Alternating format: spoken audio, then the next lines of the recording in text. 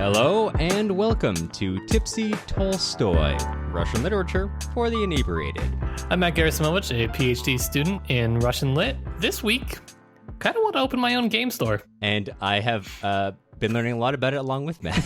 So keep your eye out for the Tipsy Tolstoy game store coming soon to a college town near you. Yes, sir. I am Cameron Lalana, of course. This week, the Ukrainian culture appreciator. How so? I made vareniki last night, Ooh. which did take a lot longer than I thought it was going to. But, vareniki with sauerkraut and mushrooms really hits.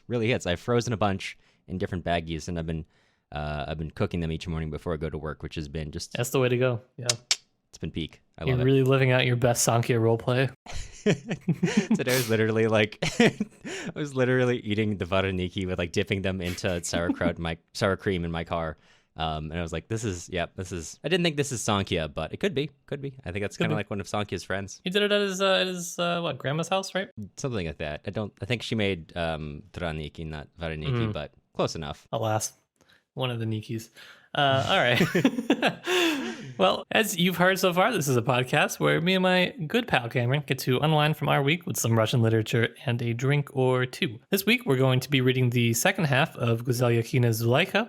This book, again, won the Yasnaya Polyana Literary Award and the Big Book Award in 2015. Before we get into our episode, we wanted to plug an upcoming sort of series that we got going on. We're doing our Summer of Anna Karenina, where we're going to be reading one part every other week on the podcast. We're going to be doing some kind of cool stuff in between.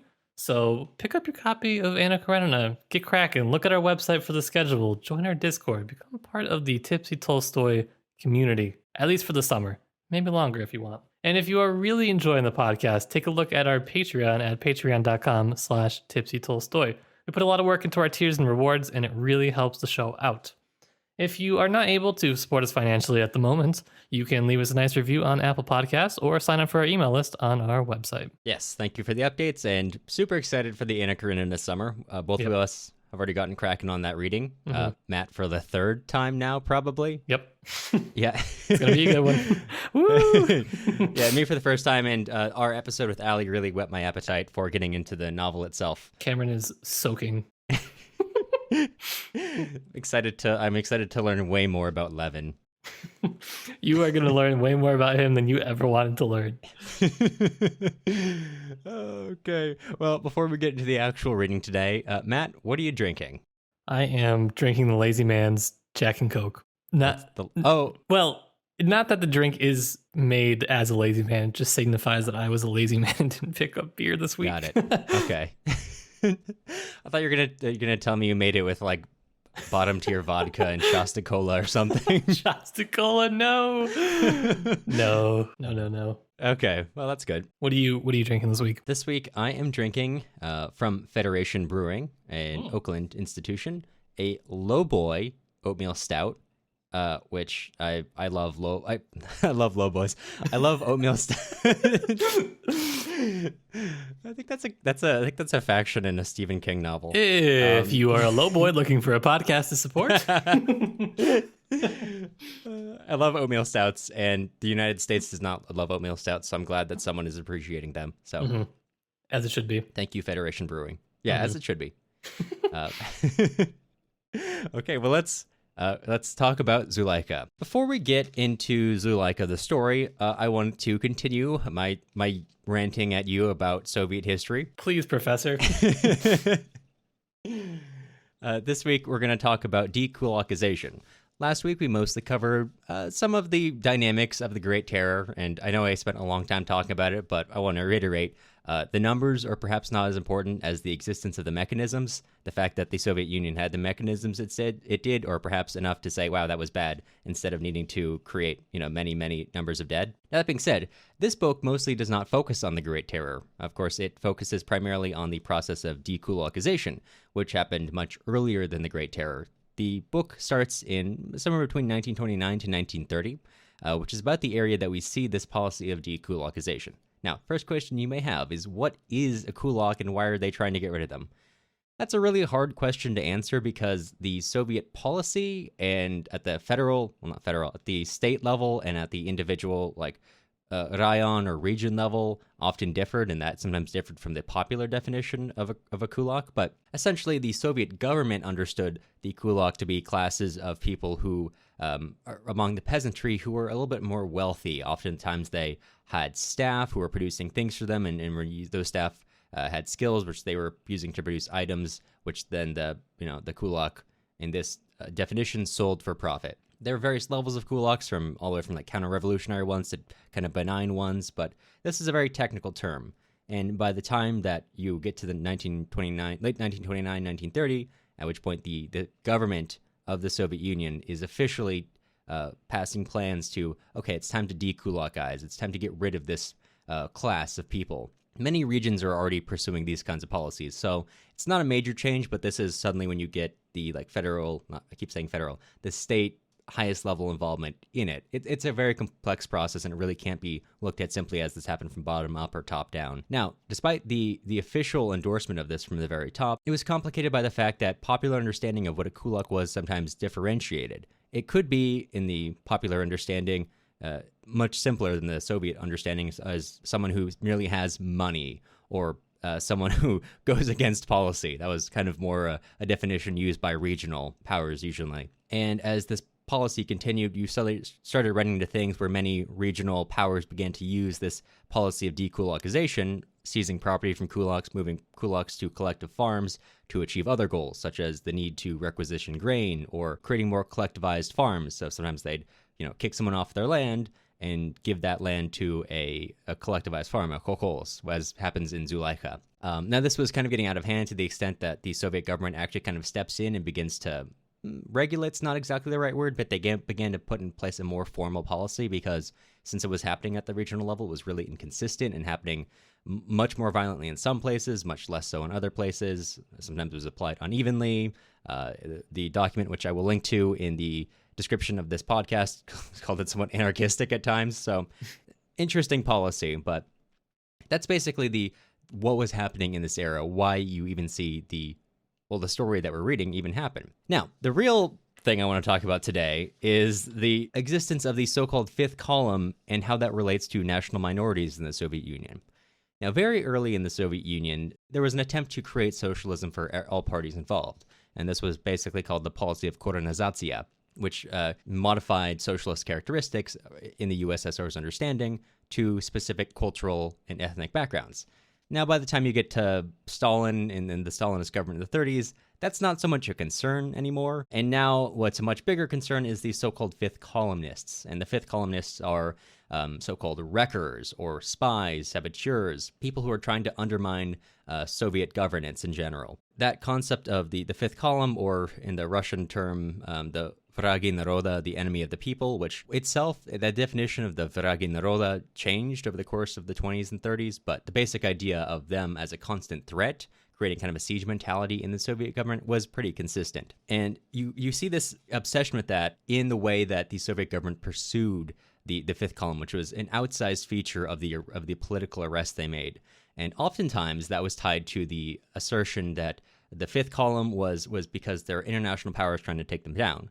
Now, you should understand that Stalin was looking at the world around him and saying he's surrounded by a world of capitalists. So the siege mentality is basically coming in that we're surrounded on all sides by enemies who want to take us out. So oftentimes this enemy of the people, especially in the 30s, began to be tied to foreign powers, which is why over 70% of all espionage arrests between 1935 and 1940 were the accused were accused of spying for one of only 3 countries, for Poland, Japan, or Germany. Now, oftentimes when you have this discussion, it's kind of portrayed as, wow, wasn't he paranoid? But the thing was that, yes, the extent to which the Soviet government pursued this was absolutely paranoid. The arrests of tens of thousands of Japanese people, of Polish people, of Latvians, Estonians, etc., was absolutely paranoid. Which is not to say that those countries weren't actually trying to do the things that the Soviet Union accused them of. Actually, in the pre-war era, Germany and Japan both had very extensive military intelligence networks which were penetrating the Soviet Union, putting agents in the Soviet Union. Oftentimes they worked with emigres from the Soviet Union, or white or anti-Bolsheviks. Oftentimes they worked with just refugees. Japan in particular actually had pretty extensive collaboration with a lot of Baltic countries, as well as to some extent Sweden. In fact, it was Japan had a pretty heavily involvement with especially financial involvement with the Finnish military intelligence, who, of course, if you're familiar at all with the Russian defeat in the Russo-Finnish War, one of the major features of why the Finns so handily defeated the USSR was because they had a very good cryptography program which broke the Russian codes very early on. Of course, that was done by the Finns, but they had received no small amount of money from the Japanese, which is an interesting little fact of history. And even later allies of the Soviet Union, France and Britain, in the pre-war era saw the USSR, even during the war, as a threat, but even more so before the war. So they were actually making plans to especially target vital regions in Russia, and were working with many minority groups within or around the USSR in order to begin to target these things. Now, there are only so many groups who various nations were trying to work with. So one of the problems that landed them in was that oftentimes some groups were working with, or at least contacted by, multiple nations. I'm going to quote from the article I was reading here. With so many competing nations recruiting from the same base, intrigues and plots abounded, and so too did the ease with which Soviet intelligence penetrated these various foreign plots. There's quite a lot of evidence to suggest that the USSR was actually quite heavily infiltrated into many of these groups of the Japanese, the Germans, the British. So they were actually well aware of the realities of this. Now, the infiltrators and saboteurs they were training and sending in was more so a matter of hundreds of people rather than tens of thousands, as I said before. But certainly the fact of countries around the USSR trying to undermine it was actually very true. In fact, it was sometimes even more true than the highest level. You might expect the highest leadership to exist. In fact, the military intelligence suggested to the high leadership of the Communist Party that Hitler intended to betray them and invade them in Operation Barbarossa quite early on and quite often. And Stalin, who was at that point quite determined to follow a diplomatic path, was actually quite rejected many of these reports. In fact, in one instance, Stalin wrote on a report from an agent who said that Germany was planning to invade Russia. He wrote, "You can tell your source in the headquarters of the German Air Force to go fuck his mother. He's a disinformation agent." I'm going to put that one up on the board for tweets that age poorly, Alex. And so that led into the creation of the main directorate for the struggle against banditry, or as it's the unfortunate acronym in English goes, GUB, G-U-B-B. Which is formed for the struggle against banditry, which forms an essential part of the NKVD training. And as I stressed earlier about this idea of foreign powers trying to undermine Soviet power, this idea of banditry, which eventually comes to be understood as the main internal security threat of the Soviet Union. And the definition of banditry often basically transforms what was earlier understood as like diaspora elements of many Chechen, Ingushetchens, Tartar people. There's a lot of ethnic groups in this Soviet Empire. It turns minor diaspora elements into bandit nations, and I'll post the definitions. It's quite a long list, but basically it takes minority movements who are often were not well represented in the Soviet governance because they were not so politically inclined. They were not conscious, to use the Soviet terms. They were transformed into basically elements against the state, which was then reflecting how the Soviet government treated them, which in turn led them to become more actively anti-state, thus completing the prophecy. It has been fulfilled. Yeah. So that is why, if you're wondering, so like why are there troops out here in the middle of nowhere, like taking land from these like killing random people and taking land from them? That's basically why. On one level, it's because there was somewhat uneven application of policy. There was oftentimes the application of policy wrong in order to fulfill other requirements. Oftentimes it might be that the training, and I don't think that's the case in this book, but some people are looking at ethnic minorities as like security threats because they're not engaging with the Soviet Empire. They're rather engaging with their own communities at a non-political level, et cetera, et cetera. So that's some of the thinking that's going on in this era. I'm going to do a sort of broad stroke summary on the second half because it's quite long. And I think, okay, so ever since you said that this was intended to be a screenplay originally, I cannot get that out of my head because I can just picture that you could you could handpick a couple scenes from each part of this book and you would have a phenomenal film. And then you could go back and you could handpick a couple different ones and you could still have an equally phenomenal film. Like there's like a lot of really good individual events that happen, a lot of good descriptors. So I will I will do my best. Yes. Where did we leave off? Well, we left off in perhaps the worst situation known to man. Well, I guess not totally, because they're alive at this point. But known to Ignatov specifically. The rest of them have already gone through it, kind of. Yeah. So Zuleika has been plucked up from her home in the name of dekulakization. Her husband Murtaza has been shot by Ignatov, and in a twist of fate, he has kind of acted as her protector in a way. On the long journey to Siberia, which is where he's taking them all to establish some sort of kulak colony, if you will. If I can break in for a moment, it's perhaps worth noting. This is a minor feature of for the first half of the story, but there is a point at which there's a prison break on the train when they're traveling for months on end, to which Zuleika is a witness, but she chooses not to leave. Later on, Ignatov goes out on a branch for her and defends her and says she doesn't know anything, even though the secret police, I think it's supposed to be the NKV, but it's not really said explicitly, want to take her. Basically, they're saying, kind of nudging me, like, we'll get her, we'll torture her and get her to admit, and we'll take her away. And Ignatov goes out on a branch and protects her to their dismay.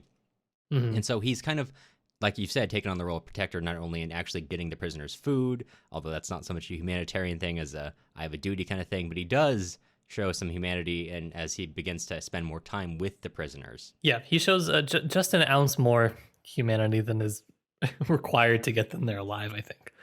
Well, particularly towards Zuleika. And we'll get into that more in the second half, I suppose. But yes, so, they're almost there. They're on a ship. It sinks. That sucks. They all almost drown. Fortunately, some of them are able to get out of there alive.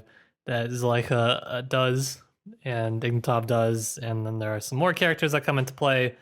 They're just kind of in the middle of this this forest, just not a great situation. So everyone is the 30 that have survived this absolute catastrophe of a trip are washed up onto the shore of where they're now going to settle. Zuleika is pregnant, super confused, having never left her hometown. Her one house is now just thrust out into this world, forced to try to survive, and that's kind of where we pick up in part 3. So part 3 is really the survival story, I would say. Survival simulation, the resource management simulation, if you will, in which everyone that is washed up on shore, people who don't really have skills of, hey, I need to survive for an extended period of time until help can come, are put together and forced to do exactly that. Although they don't know that it's going to take that, Ignatov kind of thinks that Kuznets is going to come and rescue them fairly soon. And so that leads to probably the worst situation in the world, in which they do not adequately start preparing for winter in time. As we see, winter is always very difficult in Siberia, and there's really almost no time to prepare, even as this kind of goes on in the future where people really survive very well in the winter. They cite that frequently. A quarter to a third of their whole population can get killed off each winter. So that's kind of the first part, the establishing shot. Ignatov going through all the prisoners, commenting on the different ways that they've ended up here. The part directly after that is where Zuleika actually gives birth. Dr. Liva is the one who helps deliver the baby, and that kind of cements their bond to each other. He will come to play a very important role in helping the child as he grows up and has seizures and medical issues growing up, so he's always kind of there to help him. And the people in the settlement are actually pretty nice to Zuleika. She's on cooking duty. The way that they attempt to survive this winter is just building an underground house for all of them to basically huddle up in. And it doesn't go super great, as you can imagine. They all kind of survive, but Zuleika comments that she notices that she's unable to breastfeed many times just because of how malnourished everyone is. She notices her baby's growing weak, but he ultimately survives. They make it to their first winter, and it's not great. Just barely. I mean, they really just barely eked it out, but they did. It gets down to the point where Zuleika, who is just completely out of milk, starts feeding her son her own blood. Yes. Which I told a friend of mine who actually knows things about biology, and she said that would actually seriously screw up the kid's developmental stuff. So, such is life. Don't feed your kid blood, I guess, is the message I got from that conversation, which changes some of my plans, I guess. Vampire child? I'm not at liberty to say. Okay, so spring arrives and Kuznets makes it back, kind of saying that they got really busy with all the kulaks that they had to move. And honestly, he didn't really think they were going to make it. So he was kind of like, why am I going to drive my boat all the way down here? But hey, nice to see you. And he has to kind of mend the relationship that he had with Ignatov, who was still really furious with him for a number of reasons. But one of the things that Ignatov has to come to terms with in his story arc is the fact that he cannot go back to Kazan afterwards. He comes to terms with the fact that his old boss sent him on this mission as a way to escape basically being executed. And Kuznets says, oh yeah, that's right. There's a lot of stuff going on in the papers about your old boss and your old department. And Ignatov's like, I don't believe that. That's ridiculous. And he's like, you know what? I will bring you a newspaper that says it. And he eventually does. And Ignatov has to kind of reconcile with the fact that he has no place in Soviet society. He has this village that he oversees, and he is just a grumpy, grumpy man. So as the settlement kind of gets some help from Kuznets, they're able to establish actual houses, things that are not just an underground kind of makeshift shelter. And they're able to establish more buildings. They have an actual medical sort of facility to a degree as best they can. And that's where Liebe ends up working and is very successful. And there's kind of this whole chapter that gets into his history and psychology and the metaphorical egg that he has around him that's shielding him from reality. I personally don't think that Liebe's chapters are as strong as Zuleika's. But that's just me. He is an incredibly helpful character, like I said, to Zuleika, trying to help her at just about any point that he can. And Zuleika herself is maturing and learning how to adapt to this situation. She is realizing that the vampire hag may have been wrong. She has a child that did not die. She actually starts to think that God can't see her because Siberia is like so far away. So she is less into things like forest spirits, and she doesn't pray as frequently, and she has lapses in thought, in like moral code, I guess. And she starts to become actually interested in, actually starts to catch the attention of Ignatov, and she kind of has some feelings about it that are not completely negative, just definitely conflicted. And there's this point pretty where... unique for the man who killed your husband, I would say. Although, I mean, she didn't have that much love for her husband, just kind of practicality about it. So maybe a bit different, I suppose. It's still... I can understand the confliction, for sure. Yeah. He killed my husband, but he is hot. But, I mean, he's pretty cute. I mean, yeah. So she's out in the forest. I think she's picking berries one day, and Ignatov starts to come on to her. In a stroke of luck, if you'd call it that, a bear sneaks up on them, and fortunately for Zuleika, she had picked up Ignatov's rifle and aimed it at him in an attempt to get him to back up. Good for her. But now her baby is off to the side, about to be mauled by this bear. I'm just trying to picture the scene. It's absolutely crazy. And she just absolutely snipers this bear. And Ignatov's like, you're a great hunter. Well, not exactly, but that's the moral of the story. He actually says exactly, you're a pro gamer. You're a pro gamer. It's like she basically, I mean, she was like number one's high score in that, like in those CD bars that would have like I don't remember what it was, like those big game hunter games. Oh, yeah. Cabello's big game hunter. Yep. She was number one. So Zuleika gets to become a hunter, actually, and she gets to go out and just kind of hunt, which is a really privileged position to have because you get to go just kind of unaccounted for in the forest for long periods of time, which is pretty sweet for a basically prison camp. I would say getting a gun and being allowed to go wherever you want is a really good deal for being in a prison camp. No, it's definitely not bad. But this relationship between her and Ignatov starts to bloom, if you will. And there's, several more encounters and whatnot. And eventually she does go to him, and they do have a relatively prolonged relationship. And she's kind of like, you know what, I'm doing it, good for me. And she confronts her vision of the vampire hag, telling her, look it, I've done this and nothing has happened. And then immediately after that, something happens.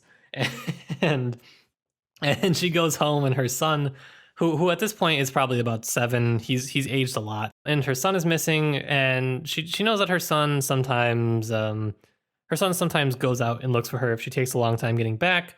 She was going and she was actually sleeping with Ignatov. That's where she was. She wasn't out gathering berries or hunting or anything. So she takes out her skis, her snowshoes, and she's following her son's tracks to where he would go to meet her. And she's noticing like the tracks are kind of getting lighter, and it's kind of snowing and it's hard to see. And her son was about to be attacked by wolves because she comes up on this pack of wolves. And she she goes in there and she takes the pistol that she took from Ignatov's place after having sex with him, and she takes out like a whole pack of wolves, like 6-7 wolves. She's like reloading. It's like an absolute action scene right there. This would have been a great one to be adapted. This would be right in the trailer. I want Zuleika to be in the next John Wick film. Zuleika, big game hunter. It was good. Well, not so great for her son, who at this point has like hypothermia. Yeah, he wasn't mauled by the wolves, and it takes him like several days to wake up. He's being treated by Dr. Liba, and that's when Zuleika kind of breaks it off with Ignatov and says, "You know what? Hey, look at this. I'm being punished. This can't continue to go on." So that is the end of that relationship. Ignatov kind of just goes downhill at that point. He's just old. So Yusuf, her son, as he starts to grow up, he becomes friends with what has become the kind of local painter Ikonikov, and he basically has the moment that everyone has, which he says to Zuleika, "No, I don't want to study with Liba and become a doctor. I want to be an artist." And everyone says, "What?" And it causes a little bit of conflict, to say the least. Growing up in like the Bay Area, telling your parents that causes some consternation. Telling your parents that in a prison camp in Siberia, yes. A little bit more. But a universal experience, perhaps? Yeah, I guess so, probably. I guess so. That's a really quick wrap up of Yusuf's story arc, but that's going to have to suffice for now. And it sets up what is basically his primary conflict when we get into part 4, which is much shorter. It's only 2 chapters. The first one is called The War, and it describes the effects of World War II on the Siberian settlements, which at first was basically non-existent. They just get news from Kuznets hearing about things, and they're not really sure whether to believe him or not. And honestly, they don't really care because they know they're not going to get drafted because they're all prisoners and people that couldn't be trustworthy to have guns to go hunting for animals. So why would you send them to be fighting fascists who the government thinks they're going to side with? That's their logic anyways. And eventually, of course, the war gets really bad, and many of them do have to go fight. The 2 that have to go fight are Ikonikov and Gorolov. And Gorolov, to this point, we haven't really mentioned very much. He is basically just gunning for Ignatov's job. He's just the absolute worst. He's the camp bootlicker. Mm-hmm. He's literally described as that with that term like several times in the book. Yeah. So he has to go, and that's Gorolov. No one really cares about him, but Ikonikov, that's pretty sad, particularly for Yusuf, because after Ikonikov leaves, he leaves his kind of artist workshop to him to fulfill, which is a pretty tall order for a 12-year-old, but he does a good job.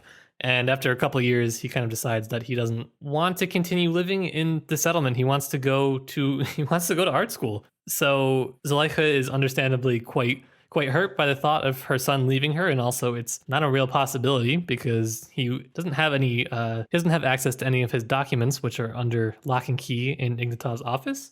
But Ignatov, kind of recognizing that he is about to be ousted because he doesn't care about his job, and Zuleika directly asking him, "Hey, can you give my son his documents so he can go to art school?" After he is actually fired by Kuznets, who he's had a falling out with, he burns just all the camp documents, and he rewrites Yusuf's birth certificate listing himself as the father, therefore making use of Zuleika's son a quote-unquote legitimate person in the Soviet Union, and that he was not the son of a kulak. He's the son of a Soviet officer, which, for what it's worth, is better than the truth. And so there's just this really emotional scene where they all come together to help Yusuf go and pursue this dream. Kind of a long shot, but he's going with the money that Ignatov gave him and an illegitimate legitimate birth certificate at this point. And Gorolov, who has come back, has taken over the camp. The camp really sucks now. I don't know. It's a really sad ending. It's interesting. Do you mind if I read the last lines of the book? Because I thought it really kind of... Yeah, please. So after Yusuf leaves, we go from being writing primarily in past in present tense, as most of the book is, to kind of a future tense of like what may happen, implying that we are in the moment of Yusuf leaving, and the rest is kind of him imagining forward. But I think it's kind of implied to be the actuality of what really happens. Zuleika, seeing her son off, begins to slowly walk away, having seen him vanish into the distance. And Zuleika will plod off, heeding neither time nor the path, trying not to breathe so she won't increase the pain. At round clearing, she'll notice a person, grayed, limping, with a stick, walking toward her. She and Ignatov will catch sight of one another and stop, he on one edge of the clearing, and she on the other. He will realize suddenly how much she's aged. Eyes that have lost their sharp sight will not be able to discern the wrinkles on Zuleika's face or the gray in her hair, and she will sense that while the pain that fills her world hasn't gone, it has allowed her to breathe. The ending of this book was really difficult for me, I gotta say. Oh yeah, this was like when I hit that last chapter, I was like, oh, I gotta sit down and just like, ooh, deep breath for a couple minutes. Yeah, I know. Matt was texting me when this was happening, I think. So I was like, it's a long bit, Yusuf deciding to leave. And he's kind of hiding it from his mother. And she finds out after Ikonikov, who everyone has assumed his dad, has sent Yusuf a kind of a secret letter and inviting him to come to Leningrad. And he decides to go, and his mother finds, and her whole life up to this point has been for him, really. So she freaks out, and it's just like such a long moment of her coming to terms with the fact that her son is a person and will go do his own things, and that's not going to include her. And she lets him go, and it's such like a painful, raw moment that I had to. It sounds like you too. I had to just like sit back and just stare at the ceiling for a while. It's a book that'll make you call your mother, basically. Yeah, I think that's what I did after I read this. I don't think I mentioned to my mom because I didn't want to say, hey, Mom, I read a Russian book about a kid in the Stalinist gulag camps, and that made me think of you. Touching. Thank you, Cameron. Zuleika is not one of, the deeper books we've read, but it's one that stayed with me a lot more than some of the deeper ones, to be honest, just because the human themes of it are just really interesting to play around with. It comes and goes for me. What was your reaction once because you finished it recently? Yeah, I did finish it not too long ago. My reaction is that the middle was just a little too long. I found that on a structural level, I didn't really care about a lot of the side characters who were introduced, and I felt that the writing was a lot weaker when they stepped outside of Zuleika's personality. That was my personal opinion of it. That being said, I think the Zuleika scenes absolutely make it worth reading. I think that it's an interesting genre to read contemporary fiction set in the Soviet Union, and I think that just overall it was a great book that I liked reading, even if I do have some mild criticism of it. I don't know if I noticed that when we were talking earlier, you mentioned that you had liked some of the other side characters and you had some more interesting takeaways than me. For me, I was like, oh my God, just please let them stop talking. Yeah, I mean, they don't have as obvious features. I mean, they really do feel like, I know we've kind of hammered home this point a lot, but side characters in a movie. Because other than Ikonikov, you have Isabella and Konstantin, who were a married couple from St. Petersburg. And they're very kind of bourgeois. Isabella is French. Konstantin is very well learned. And they just sit around like to debate. And they really are not good at survival, but they do their best. They're podcasters of this group. They are us of this group. And I think that they're important because they really begin to form Yusuf's worldview. Because Zuleika is a very practical person, down to her bones. Everything she's done for a purpose, either because it was what it was expected of her in her life before she was arrested, or because she needed to survive after she was brought onto this journey. But the kind of, I guess you could call it like a bourgeois sensibility of pursuing things because it's what you want, not because there's any greater need to your community or to your class. That's kind of, to me, instilled in Yusuf by Isabella and Konstantin and largely by Ikonikov. You can see in that the way that they really kind of adopt him. He becomes kind of like the child of not just Zuleika, who he's very attached to, but also the child of Isabella and Konstantin and Ikonikov. Ikonikov teaches him art. Isabella teaches him French. Konstantin just lectures at him. The only person he's not attached to is, interestingly enough, Wolf. Wolf, who up to this point, since most of the book basically in just complete delusion, and the only thing that brings him out of delusion is Yusuf, basically. He comes out briefly to tell Zuleika she's pregnant and later to deliver the baby. Those are the only moments that he's lucid up to that point. And later on, he kind of fully emerges from his egg and realizes what's going on and is finally able to recognize reality and always wants to like, he has this attachment to Yusuf, and nothing hurts him more than the fact that Yusuf is almost completely uninterested in him. And I think that's such an interesting thing, that Yusuf is the catalyst for his return to reality. And also the reason that honestly, Yusuf causes him the most emotional pain in the book. And eventually after a while, he chooses to leave the settlement to go help. He realizes that other people need his help, and there's nothing left for him here, even after he spent so many years with Matt and I have debated. At a certain point in the book, Zuleika claims to marry Wolf because she and Wolf live together, and she thinks that she's being published for living with a man while unmarried. It's not real clear whether or not she actually marries him, but this has been his whole life up to that point, and I think it's an interesting character arc that Yusuf is attached to everyone who's kind of bourgeois and is not attached to Zuleika, his mother. Well, not attached to her enough to stay with her, and not attached to Wolf, who only does the practical work of a doctor.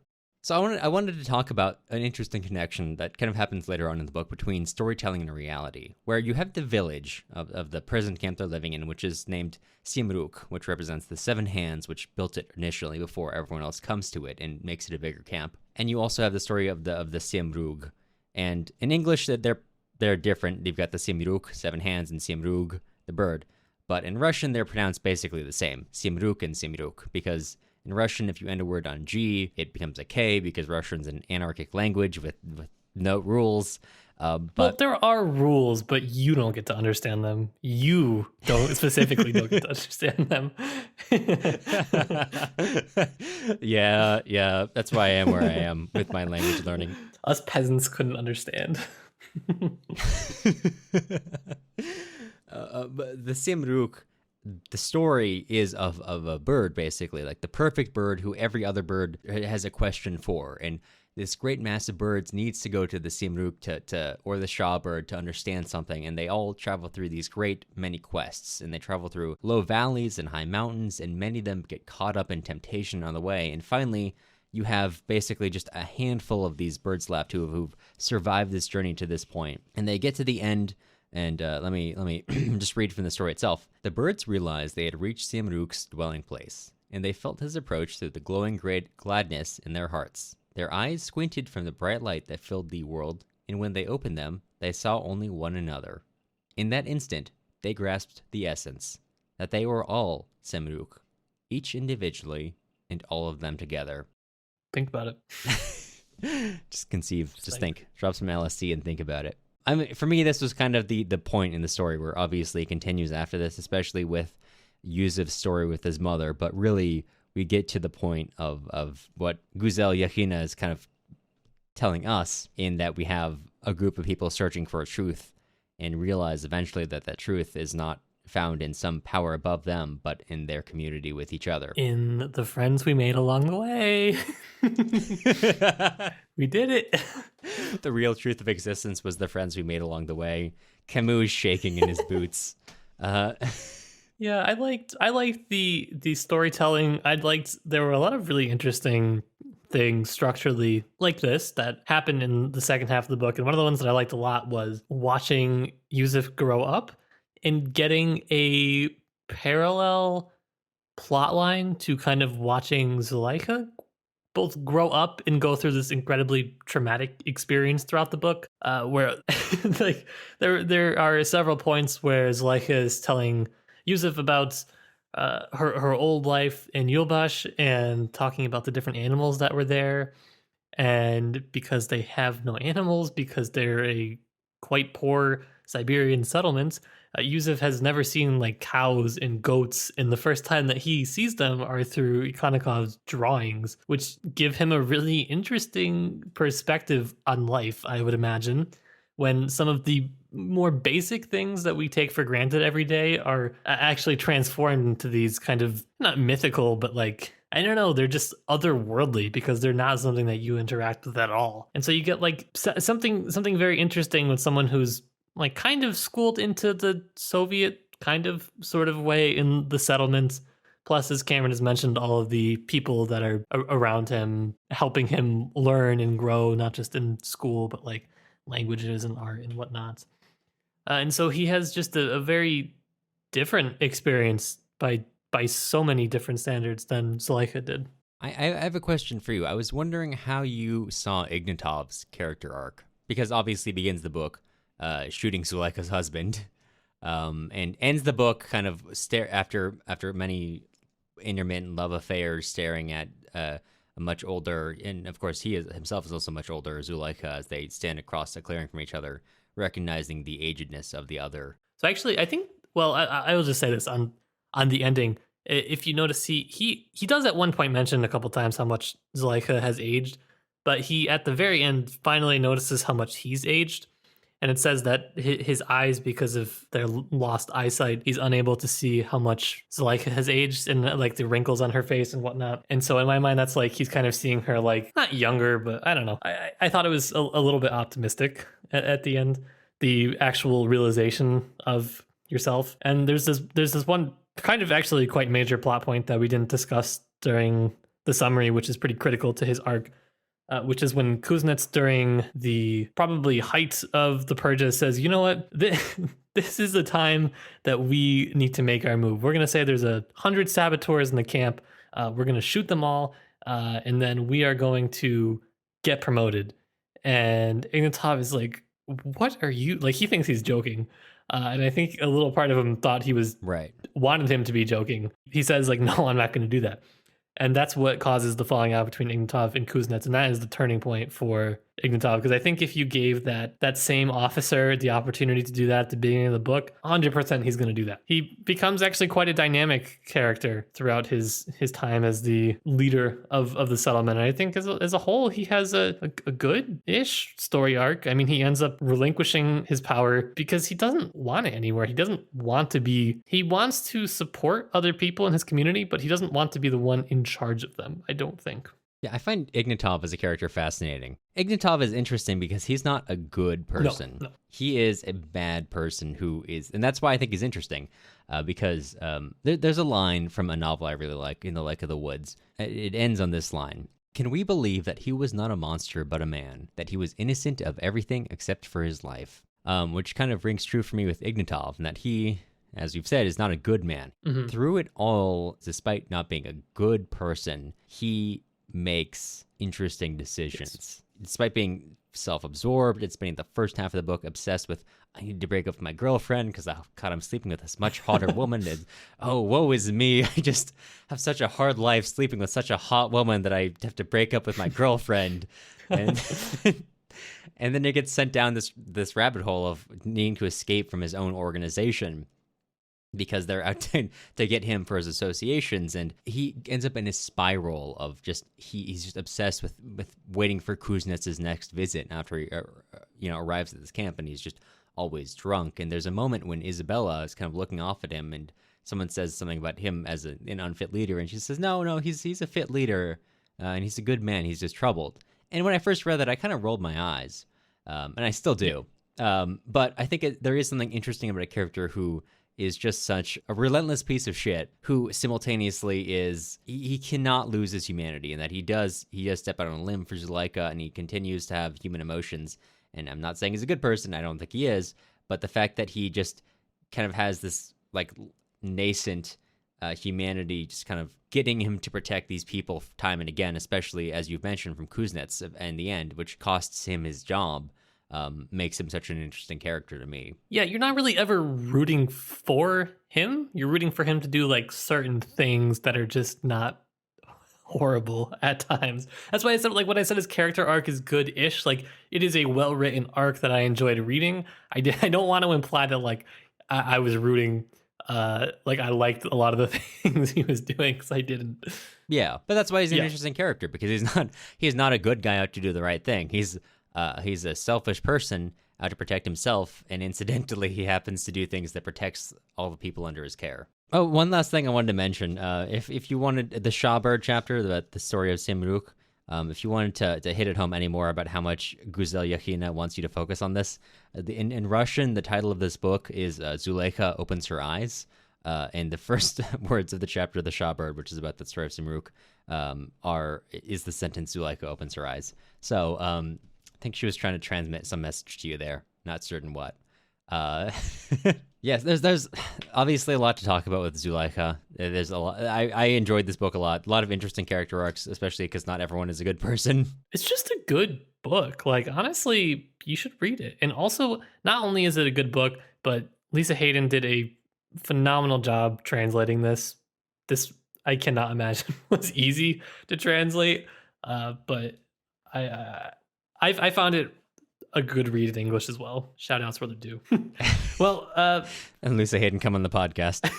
Honestly. Well, before we wrap up, Cameron, on a scale of 1 to Yeltsin, how drunk are you right now? Okay, well, I have to admit, after I finished up my beer, I went to the next drink in the house, which was not a great selection. So all I had was a good swig of 100 proof vodka. So I'm at a good 6 Absolutely. or 7. I'm like, later in the book, Ignatov just absolutely blasted on berry vodka for like most of the book. I feel like this must be what he felt like from day to day, I think. How about you, Matt? I'm unfortunately kind of low because I couldn't stop myself from talking long enough to drink more. Because I had so much to say about this and not enough time. You should have done what I did, which is stop both of us from talking, just so we can make you listen to me drinking my vodka. But I respect that, it's fine. Yes. Well, this was a lot of fun, but looking forward, what are we reading next week? Next week, we are going to be getting into some Chekhov. We're going to be reading The Lady with the Dog. So that's our first short story by him that we've read. It's going to be a good one. Can you believe we're over 20 episodes into this podcast? We have not once read Chekhov. I feel like that sometimes, but there are so many demands on what to read. People are like, oh, you should read this, you should read more of this. And I'm like, okay, yeah, but like there are so many authors that we have to read. And also, how do you think I'm going to fit an entire Dostoevsky novel into one single hour-long episode? I would have to do like a 24-hour-long episode, which we just might. Keep a lookout for that one. Keep a lookout for our mental breakdown in that episode. Comes at around hour 13, 14. Well, before we let you go, we want to extend a sincere thank you to all of our current patrons: Jeff, Janice, Anne, Emily, Jesse, Madeline, Alex, Daniel, Paige, Darren, Lou, Gary, Daniel, Jack, Alex, and Roland. Whew. You can still do it in one breath. I know, just barely. Podcasting isn't free, and grad school really does not pay very well. So if you're interested in joining with our current patrons to keep the show running and reward us for our efforts, take a look at our Patreon at patreon.com/tipsytolstoy. The music used in this episode was Soviet March by Toasted Tomatoes. You can find more of their stuff on toastedtomatoes.bandcamp.com and also on YouTube under the same username. If you're looking for other places to find us, you can also follow us on Instagram at Tipsy Tolstoy Podcast or join our email list on our website, tipsytolstoy.com. You'll hear from us again soon.